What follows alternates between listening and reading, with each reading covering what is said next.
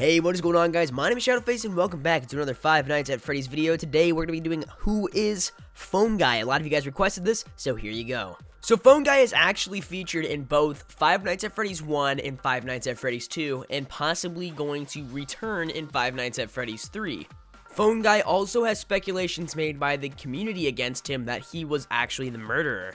Hence why the murderer in the minigames actually has what looks to be a phone in his hand. Phone Guy is also extremely nonchalant in his phone calls, and there's absolutely no explanation why, leading people in the community to believe that this is also another reason why he could be the murderer. Another fun fact is that Phone Guy is actually voiced by none other than the game's developer himself, Scott Cawthon. Phone Guy acts as a tutorial or a guide to the player as he explains what to do and what not to do in certain situations. He also tells you a few tips, tricks, and tactics you can use to avoid certain situations and animatronics. But not only does he play the role as a player's guide, he also seems to have a very big part in what seems to be a very big storyline.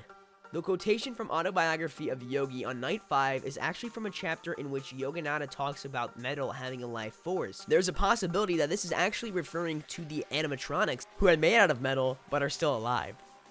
It's also partially worth noting that Phone Guy's messages are not deleted.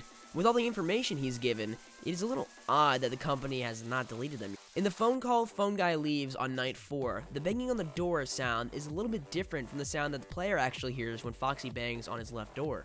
It's not only a little bit fishy and odd that Phone Guy knows so much about the animatronics in the place itself, but let alone he dies by the animatronics that he knows so much about, yet Mike Schmidt, some newcomer, comes in and can survive all 7 nights. It's a little bit weird if you ask me.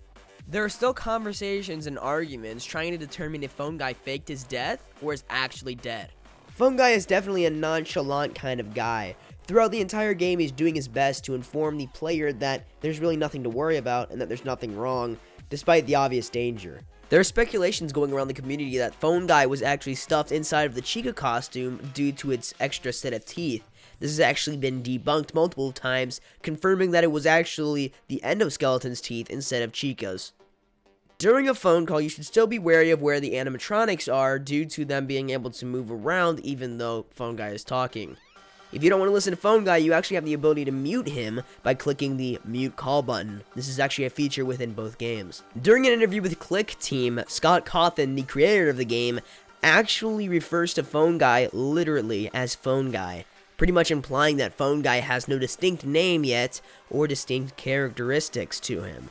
Alright guys, that is it for this episode. I really do appreciate you guys stopping by. Why don't you leave a like if you enjoyed, subscribe to the channel for more daily 5 Nights at Freddy's content, and also comment what you guys want me to do the next Who Is video on. I'm going to be trying to cover human characters first, so if we can keep it within the range of that, that'd be great. But I know there aren't a lot of actual human characters within Five Nights at Freddy's, so there are more animatronics and stuff. But I will be doing animatronics after I finish up human characters. Once again, thank you guys so much for stopping by. I'm Shadowface taking off, so you guys take care, and as always, have a great day.